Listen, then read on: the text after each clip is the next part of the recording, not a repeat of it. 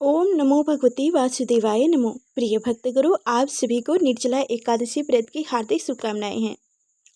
जितने हमारे माता बहनें भाइयों, जितने लोग निर्जला एकादशी का व्रत रखे हैं, उन सभी को मेरे तरफ से कोटि कोटि प्रणाम है। निर्जला एकादशी व्रत जैसे नाम है उसी तरह कठिन व्रत भी है। इस व्रत में बिना जल ग्रहण किए एकादशी का व्रत रखना पड़ता है। उन सभी लोग के लिए मेरे तरफ से कोटि कोटि प्रणाम है। निर्जला एकादशी, जिसे भीमसेन एकादशी के नाम से भी जाना जाता है, सभी एकादशियों में सबसे महत्वपूर्ण और कठिन माना जाता है। इसे बिना पानी के उपवास करके माना जाता है, जिससे यह सभी एकादशियों का सबसे कठिन होता है। निर्जला एकादशी का व्रत धारण करने से विष्णु पुराण में उल्लेखित सभी एकादशियों के धारण करने के बराबर फल प्राप्त होता है। इस व्रत को करने से व्यक्ति के घर से दरिद्रता दूर होती है और लक्ष्मी देवी की कृपा प्राप्त होती है। इस व्रत के धारण से भीम पांडवों में से एक को मुक्ति और दीर्घ आयु प्राप्त होती थी। निर्जला एकादशी व्रत की कथा इस प्रकार है।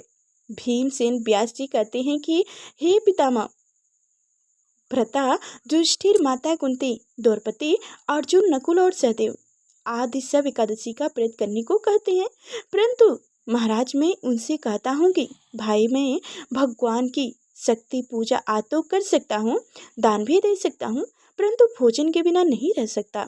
इस पर व्यास जी कहने लगे कि हे भीमसेन, यदि तुम नरक को बुरा और स्वर्ग को अच्छा समझते हो तो प्रति मास की दोनों एकादशियों को अन्न मत खाया करो।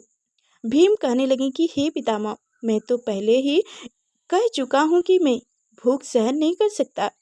यदि वर्ष भर में कोई एक ही व्रत हो तो वह मैं रख सकता हूँ, क्योंकि मेरे पेट में विक्र नाम वाली अग्नि है, सो मैं भोजन किए बिना नहीं रह सकता। भोजन करने से वह शांत रहती है, इसलिए पूरा उपवास तो क्या एक समय भी बिना भोजन किए नहीं रह सकता। बिना भोजन के रहना मेरे लिए बहुत कठिन है। आप मुझे कोई ऐसा व्रत बताइए जो वर्ष भर में केवल एक बार ही करना पड़े और मुझे स्वर्ग की प्राप्ति हो जाए। श्री व्यास जी कहने लगे कि हे पुत्र, बड़े बड़े ऋषियों ने बहुत शास्त्र आदि बनाए हैं, जिनसे बिना धन के थोड़ी ही परिश्रम से ही स्वर्ग की प्राप्ति हो सकती है। इसी प्रकार शास्त्रों में दोनों पक्षों की एकादशी का व्रत मुक्ति के लिए रखा जाता है। व्यास जी के वचन सुनकर भीमसेन नरक में जाने के नाम से भयभीत हो गए और कांप कर कहने लगे कि अब क्या करूं?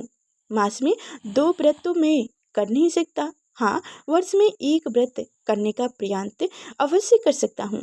अंत्य वर्ष में एक दिन व्रत करने से यदि मेरी मुक्ति हो जाए तो ऐसा व्रत बताइए। यह सुनकर व्यास जी कहने लगे कि विक्रम और मिथुन की संक्रांति के बीच जेठ मास के शुक्ल पक्ष की जो एकादशी आती है, उसका नाम निर्जला है। तुम उस एकादशी का व्रत करो। इस एकादशी के नाम में स्नान और अर्चमन के सिवा जल वर्जित है।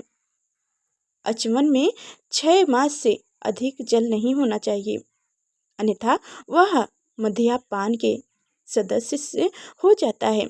इस दिन भोजन नहीं करना चाहिए, क्योंकि भोजन करने से व्रत नष्ट हो जाता है।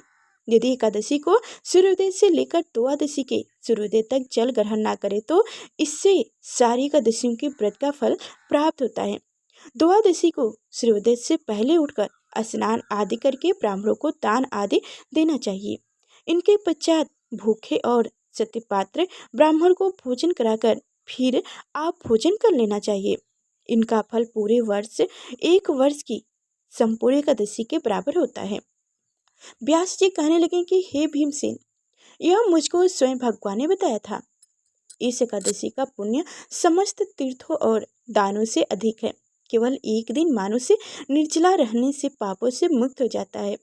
जो मनुष्य निर्जला एकादशी का व्रत करते हैं, उनकी मुक्ति के समय यमदूत आकर नहीं घेरते, वरन भगवान की दर्शन उसे पुष्कर विमान में बैठाकर स्वर्ग को ले जाते हैं।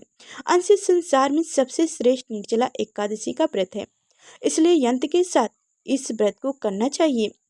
इस दिन ओम नमो भगवती वासुदेवाय मंत्र का उच्चारण करना चाहिए और गौदान करना चाहिए। इस प्रकार व्यास जी की आज्ञा अनुसार भीमसेन ने इस व्रत को किया।